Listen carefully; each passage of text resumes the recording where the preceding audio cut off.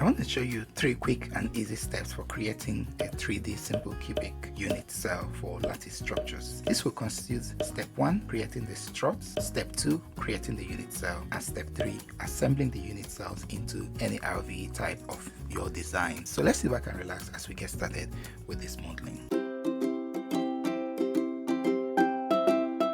Hello. My name is Dr. Michael Okreke. Welcome to CM Videos. This is a YouTube channel where we try to help you create effective computational modeling solutions to whatever computational problem that you're dealing with. The reference publication that I will be using for this video is a paper that is published by Peng and the colleagues. So the virtual domain that we're going to use for this modeling will consist of a cubic RV with lengths of 4x4x4, which looks like this. And looking more specifically, the strut dimensions, the key thing is that the diameter of the fiber will be 1.5 millimeters. Of course, the struts will be oriented at angles of 0 and 90 degrees. So looking at the dimensions like that. In the end, we're hoping to generate a representative volume element that look basically like this. Okay, let's now go into ABAQUS so we can begin this modeling. So click on the part and this becomes a cylinder. So we create by extrusion, and we basically need to create the center of the circle, and it's got a diameter of 1.5, so the radius will be 0.750. So this gives us the radius of the cylinder, and then we can now done. So we want to extrude it by the length of the unit cell, which we set to be 4 millimeters. So this represents the first step of creating the strut. Now step 2 is where we create the unit cell, and this will involve assembling these different cylindrical structures into forming the unit cell. So we'll go to the assembly, click, so this becomes the first assembly. So we'll orient this so that at least we have an idea of how it looks like. So now we need to do a patterning of that. So I'll select this, and this will basically, if we look at it from another view, okay, so what we want to do is to make sure that we have a distance of 4 for all of them, a view of the system. So now this becomes one assembly. So what we need to do with this assembly is to create other instances as well of that. So what we're going to do is that we're going to have to do again a patterning of that 4, and now create another assembly. So maybe we could do a distance of 4 but only look at one direction. So basically we've got some 4 that are oriented in that way. However, what we are going to do with this 4 is we need to rotate it so that we can begin to form different sections. So in rotating it, I need to select this 4.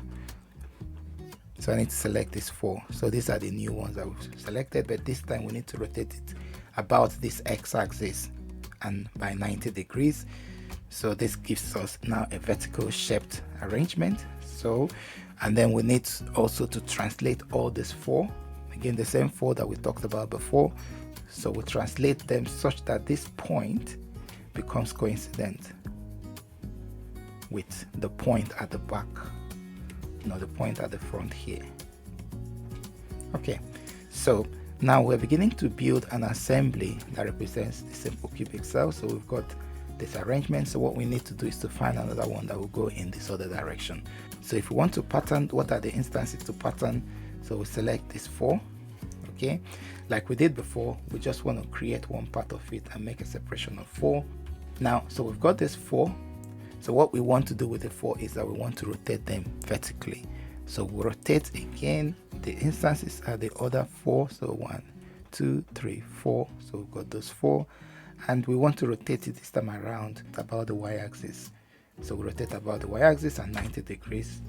So that gives us the orientation that we want. Now we're going to move it from that position so that it can fill up that space. So we translate again the last 4 that we have in mind, 1, 2, 3, 4. So we're translating it so that this point becomes coincident with this point here.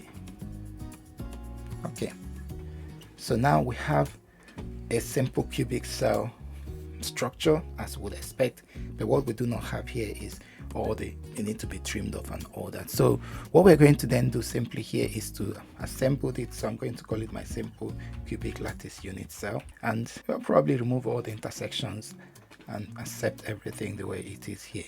So that gives us there. So when we now go back to the parts module, we see that this is the system that we look for. Now we can begin to trim.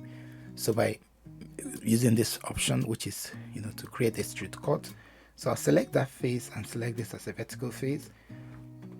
So now I have a structure that I can actually extrude cut. So select the square and get from this corner to that corner, and then fill up everything.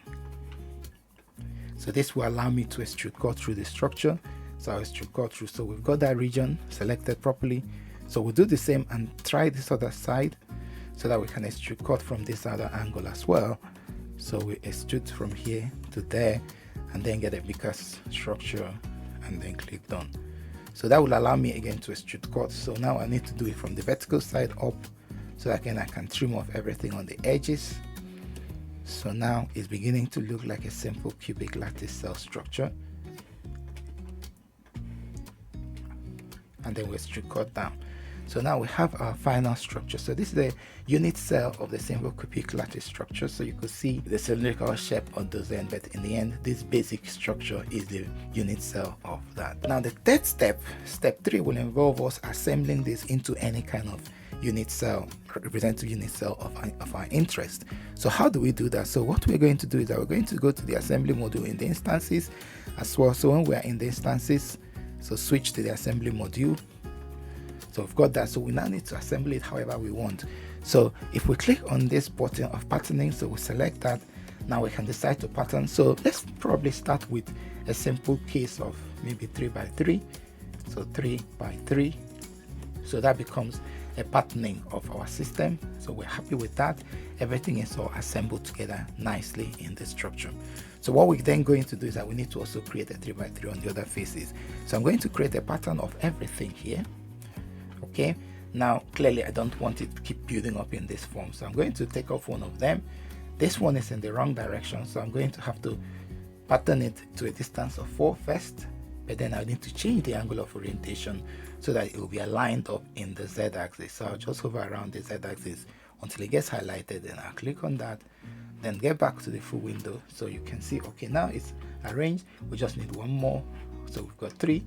So in the end, we have a 3 by 3 structure in the way it's supposed to be, and that looks, excellent. So we can go and look at instance type. So it looks very good. So we can see everything looks correctly in the way it needs to be. So if this is what we want to do a 3 by 3 structure, then we can then say, okay, our simple cubic RVE 3 by 3. Okay. Again, we can remove all the intersections, and then we select everything, and we've got the structure done.